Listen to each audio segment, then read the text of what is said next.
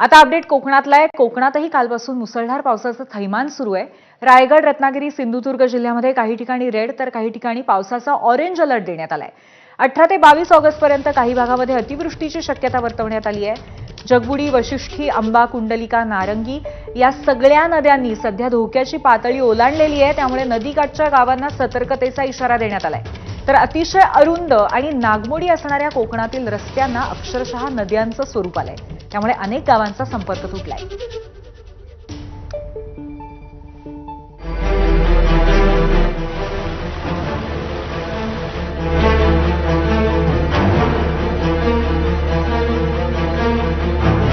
पुढचे 3 दिवस राज्यात मुसळधार पावसाचा इशारा देण्यात आलाय। कोकणातल्या सिंधुदुर्ग आणि रत्नागिरीतही पाऊस तुफान बरसतोय।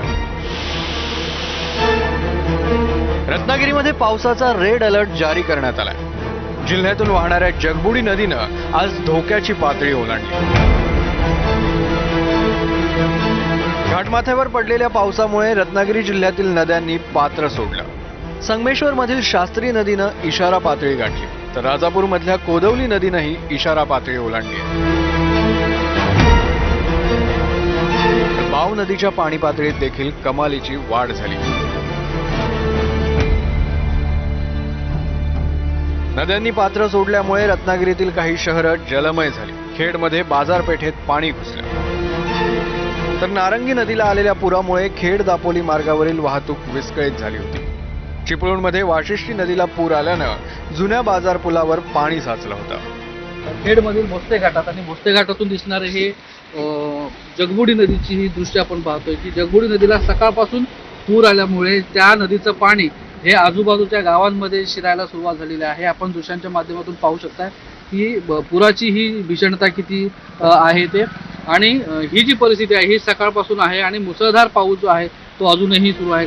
रत्नागिरीत दिवसभरात सरासरी 134 मिलीमीटर पावसाची नोंद झाली। जवळपास सगळ्याच तालुक्यांमध्ये 100 मिलीमीटरपेक्षा जास्त पाऊस पडला। खेड, दापोली आणि संगमेश्वरमध्ये 150 मिलीमीटरपेक्षा जास्त पाऊस झाला। तळ कोकणातील सिंधुदुर्गातही पावसानं धुमशान घातलं। मुसळधार पावसामुळे जिल्ह्यातील नद्यांच्या पाणी पातळीत मोठी वाढ झाली। कणकवलीतील गड नदीला आलेल्या पुरामुळे वाहतूक विस्कळीत झाली होती। जिल्ह्यात दिवसभरात 86 मिलीमीटर पावसाची नोंद झाली, तर कणकवली तालुक्यात सर्वाधिक 172 मिलीमीटर पाऊस झाला। हवामान विभागाकडून सिंधुदुर्गला पावसाचा ऑरेंज अलर्ट देण्यात आलाय। मच्छीमारांना समुद्रात न जाण्याचा इशाराही देण्यात आलाय। सिंधुदुर्गहून सदाशिव लाडसह अमोल मोरे, एबीपी माझा, रत्नागिरी। दरम्यान कोकणातील पूर परिस्थिती संदर्भात मुख्यमंत्र्यांनी काय माहिती दिली आपण पाहूयात। विविध भागांमध्ये जी काही अतिवृष्टी होते आहे त्या संदर्भात आता आपल्या राज्याच्या कंट्रोल रूमवरनं आम्ही संपूर्ण राज्यात संवाद साधला। सगळे प्रमुख अधिकारी देखील, जिल्हाधिकारी असतील, विभागीय आयुक्त असतील, असे सगळे आम्हाला ऑनलाईन उपलब्ध होते। साधारणपणे आपल्याला माहिती आहे की गेले 2 दिवस काही भागांमध्ये खूप अतिवृष्टी होते आहे। जवळपास 15-16 जिल्हे असे आहेत की त्यातल्या काही जिल्ह्यांमध्ये रेड अलर्ट आहे आणि काही जिल्ह्यांमध्ये ऑरेंज अलर्ट आहे। विशेषतः आता जगबुडी असेल, आंबा असेल, कुंडलिका असेल यांनी इशारा पातळीपर्यंत आता हे पोहोचलेले आहेत। त्यामुळे त्या ठिकाणी आपण अधिक लक्ष देतोय।